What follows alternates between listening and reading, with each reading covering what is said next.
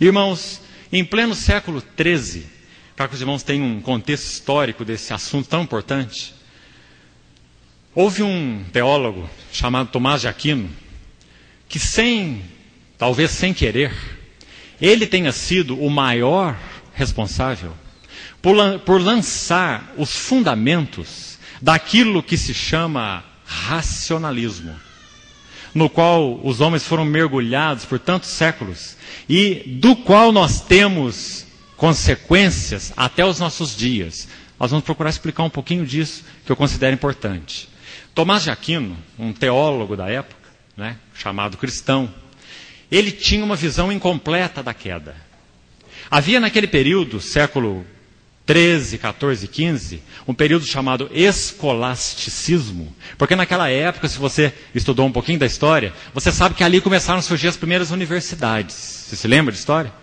Universidade de Paris, de Coimbra, de Nápoles, todas são dessa época, Notre Dame.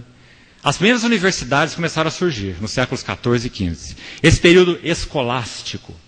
Então, Tomás de Aquino foi um teólogo que entendia a queda de uma maneira não bíblica, incompleta. Ele entendia que, na queda, a vontade do homem tinha sido afetada. O homem se tornou depravado na queda. Mas o intelecto do homem não havia sido afetado. Então, especialmente através desse homem, do século XIII, Tomás de Aquino, a revelação seria então substituída pela razão. Se o intelecto não foi entenebrecido, como Paulo afirma, por exemplo, claramente em Efésios 4, entenebrecidos de entendimento. Entenebrecidos de entendimento. O homem caiu totalmente em espírito, em alma e em corpo, em todos os seus elementos constituintes. Mas ele entendia que o homem não caiu com relação ao seu intelecto. Então ele abriu portas para que a filosofia substituísse a revelação. E a partir de Tomás de Aquino, especialmente, nós começamos a ver um misto de filosofia e Bíblia. De filosofia e Bíblia. E isso permanece entre nós até hoje. Vamos seguir um pouquinho o curso da história. Dessa época, havia 3 correntes principais desse escolasticismo. Um indivíduo chamado João Duns Scotus, o outro se chamava Guilherme de Ockham e Tomás de Aquino. Então havia essas 3 grandes correntes aí, racionalistas. Esse tomismo, esse occamismo e esse escotismo. E não confunda com o movimento dos escoteiros. Viu? Escotismo, derivado de João Duns Scotus. Então, quando o Senhor levanta, mas veja, irmão, nessa fase negra, o Senhor tinha o seu testemunho? Esse é o período em que viveu Bernard de Clairvaux. Esse é o período em que viveu João da Cruz, Teresa de Ávila, Catarina de Siena. O Senhor nunca ficou sem testemunho.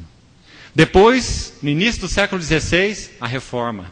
A Reforma aconteceu no meio do período chamado Renascença. Não é? Séculos XIV, XV, comecinho do século XVI, renascentismo.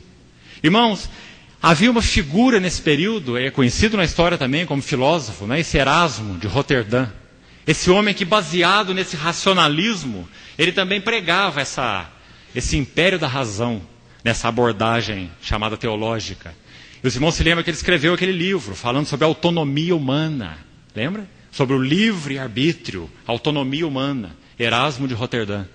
Então o Senhor levanta Martinho Lutero, que depois de alguns anos escreve aquela resposta, um livro de resposta para esse homem. E o título que Martinho Lutero deu nesse livro foi Livre-arbítrio, : um escravo. Livre-arbítrio, um escravo. Não há nenhum livre-arbítrio. Nosso livre-arbítrio foi completamente comprometido. Nós só temos livre-arbítrio para pecar, e só para pecar. Se nós não formos alvo da revelação de Deus, da ação do Espírito, da ação da palavra, nós só temos liberdade para pecar, para nada mais. É só o que nós sabemos fazer.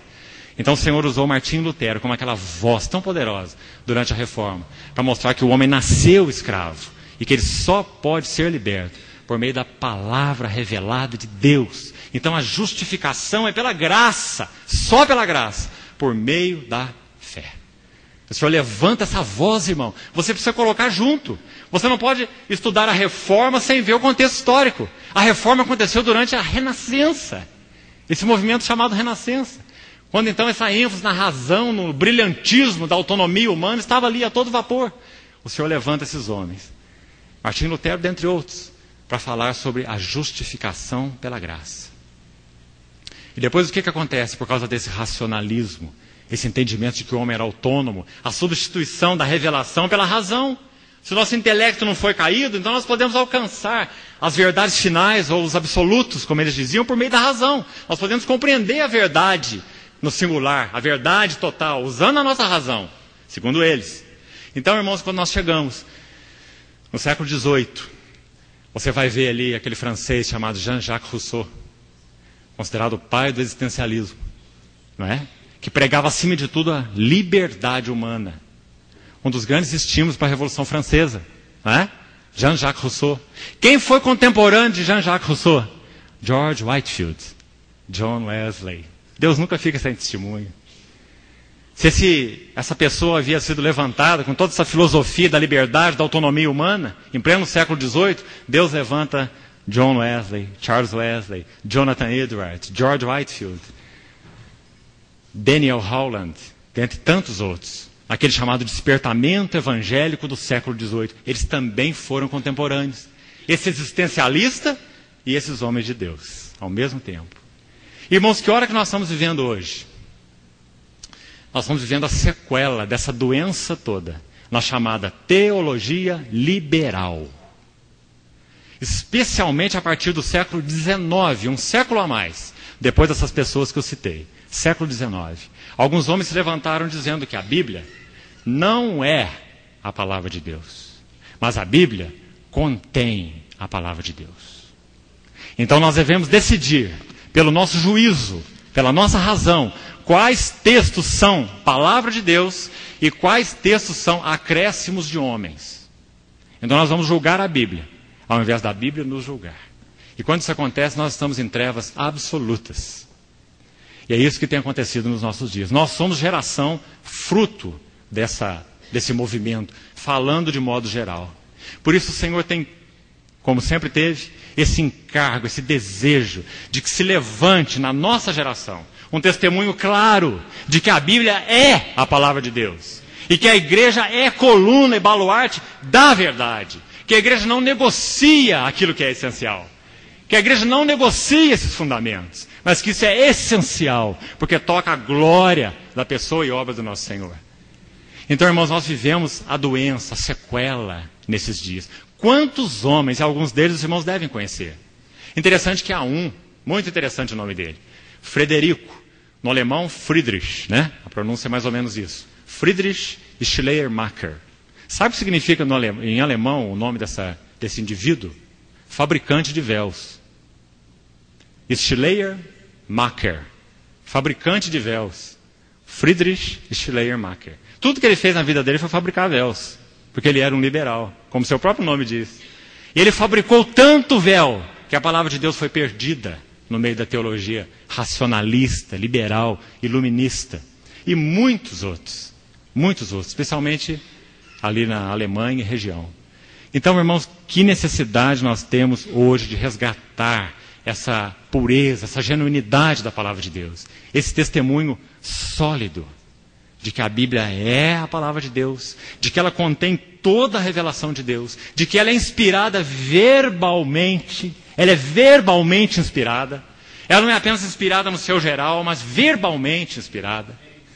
Para que nós possamos então nos basear sobre ela e para que ela seja o nosso juiz e não nós juízes dela. Quando você lê o Salmo 119, você não vê teologia liberal. Você vê aquele escritor do Salmo 119, possivelmente Davi, se dobrando diante da palavra de Deus. E dizendo assim: Senhor, a tua lei conduz o meu coração à santidade. A minha alma está apegada ao pó, me vivifica por meio da tua palavra. A tua palavra para sempre, ó Senhor, está firmada no céu. Salmo 119. Né? Então, irmãos, se nós não resgatarmos o valor da palavra de Deus, o lugar das Escrituras, no meio do povo de Deus e nas nossas vidas pessoais, nunca iremos a lugar algum. Nunca. A igreja é coluna e baluarte da verdade. O Senhor nos ajude nesse processo.